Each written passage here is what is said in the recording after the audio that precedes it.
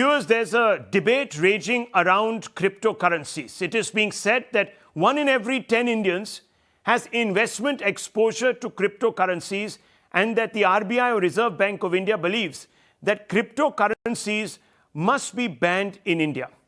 Reports that the NDA may bring a bill outlawing private cryptocurrencies and regulating the trade in cryptocurrencies has set pulses racing. Speculation has also sent the crypto exchanges tumbling, jeopardizing investments by small players. Today, we are going to ask two leading experts on what the government should do and why cryptocurrencies need to be regulated or curbed, and whether we've reacted a little bit too late. Joining this conversation is Subhash Chandra Garg, former finance secretary, a person who has been part of the process and has been part of the evaluation of the response to the cryptocurrencies, and Dr. Aruna Sharma, member of the Digitisation Committee of RBI, that has taken a point of view on this particular issue. So let me first begin with you, Mr. Subhash Chandra Garg. What do you believe? There is a big debate. Traders will tell you, look, hands off, let's go laissez-faire, let's leave the market forces to decide. Even if you want to regulate, which currencies will you regulate? Why will you pick one over the other, etc. So you know some of the arguments. But why are you in favor of regulation, and what kind of regulation? See, the currency is not in the market. The currency is sovereign. Currency is that of the central bank. Nowhere in the world you create a market in currencies. That is where the principal debate is, that you don't allow these cryptocurrencies to operate as currencies. There is no problem for everything and anything else, whether you create services, decentralized financing, or you create assets like NFTs, or you use the technology of blockchain crypto. So there is no problem. That market can take over there and function freely. I don't think that anybody has any problem on that. But currencies is exclusive sovereign function. Unfortunately, this product is so enmeshed and so mixed up that the other services and assets as well as currencies got enmeshed into one single product. So we will have to figure out these two to be separated, currencies to be taken out of the market and the rest to be in market. I think that kind of solution would need to be thought about and worked upon by the government and the people. Dr. Sharma, regulation or total ban? Definitely regulation. And here I will like to make it very clear that digital currency is something which is issued by the central bank of the country, that is RBI in India, and it is backed by the gold reserves. Whereas crypto is crypto, which is an exchange of money which takes place.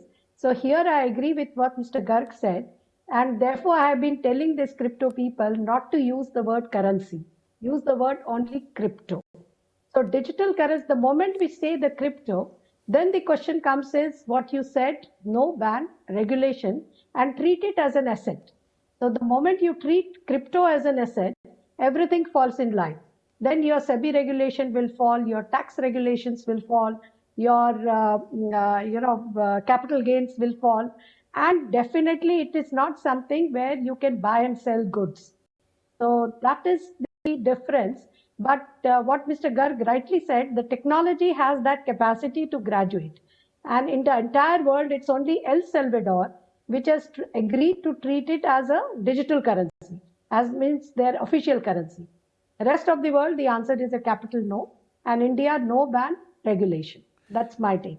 Okay, so Dr. Sharma, correct me if I'm wrong, the Supreme Court had struck down one option that the RBI was contemplating, which is, loosely to put it, prohibiting regulated institutions from dealing with cryptos without explicitly clarifying their legal status. Why was this? Absolutely. Absolutely. See, why it struck down was the Supreme Court fallback was on the Constitution, where they picked up the word proportionality. They said your action has to be proportionate to the fear what you have or apprehensions that you have. And here they made it a case that the action of ban or not allowing the banks to sort of allow to operate was disproportionate to the amount of fear that one was expecting. But then from this flows that today you must have seen the crypto exchanges are also talking about KYC norms, or they are also talking about the anti-money laundering norms. So in the sense, they are also now becoming aware of it, that it cannot be an unknown people, unknown faces who are dealing with the crypto. There has to be some chain information needed into the system. Mr. Garg, let me ask you this.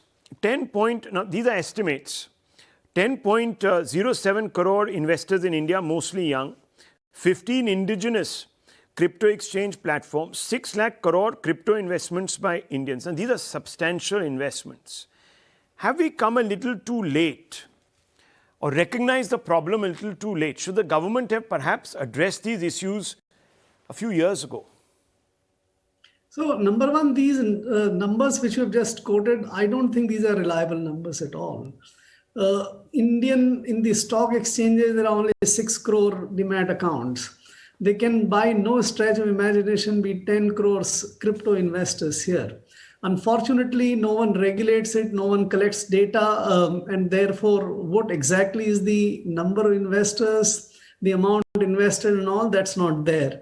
So I don't think we need to rely and get sort of a little bit panicky or over stressed about what kind of investments have already come in. The second one, has the government reacted too late? The cryptocurrency phenomenon came only around 2008. It reached in India somewhere around 2012-13. RBI has been constantly issuing warnings from 2013. The RBI tried to, what you asked earlier, secure the payment system, the banks and non-banks from the crypto problem by sort of issuing that circular in 2018. Though which was government also came up with a bill to regulate and to also bring the official digital currency. Unfortunately, the government has not been able to act in last 2.5 years on that. And still, I'm not sure whether it's fully prepared, though it has given its intention to the parliament that we will move the bill, but that bill is not seen. So while the government and the Reserve Bank can be I don't think they can be accused of not acting, but of course it's delayed. The phenomenon of crypto and the blockchain technology is taking everything by storm, and such a useful and robust and efficient technology. It's giving run for its money to the traditional database IT technologies. I think we should do it now, but not do only the currency aspect. I don't see still the government coming out with a coherent strategy to deal with the rest of the crypto phenomenon. I think that's what is needed. Okay, so let me ask you, Dr. Sharma, the RBI governor, on his part, has repeatedly expressed concerns about cryptos being a threat to our overall macroeconomic and financial stability. Now, I want to ask you this because it is important. If it is such a big threat, why does the government want to keep the door partially open? A. B. And why are the government and the RBI seemingly not on the same page?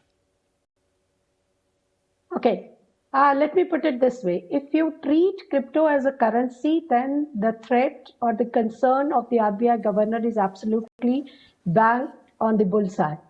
And it is very important that fiscal stability is the responsibility of the RBI, and there cannot be a compromise on that. And this is a thinking across the globe as to how the crypto regulation, the prudent regulation, the word used by the head of the country, was prudent regulation. And that's exactly what is needed. And a lot of debate across the globe is needed into this, because crypto cannot be curtailed by geographical boundaries. So in India, if you ban it, it does not mean that people will not invest in the crypto at all. They can continue investing through Nepal route or through any other country route. There is absolutely nothing which bans it. And as far as the the concern of the government is concerned, the COVID where the interest rates fell down and this fell down, and the numbers which you have rattled, it is very important to understand in those numbers that the ticket size is just 2,000, 3,000 rupees. So it's not big money. But big money, on the other hand, you have a company like Tesla internationally who has put big money into the crypto and taking advantage of the jumps that is happening into it. So in the sense, we have these two ends of the spectrum which is emerging. So concern is absolutely right. But like what Mr. Garg rightly said, the technology is very important. Actually, what should have happened was, the Web3, the blockchain, and then crypto should have come.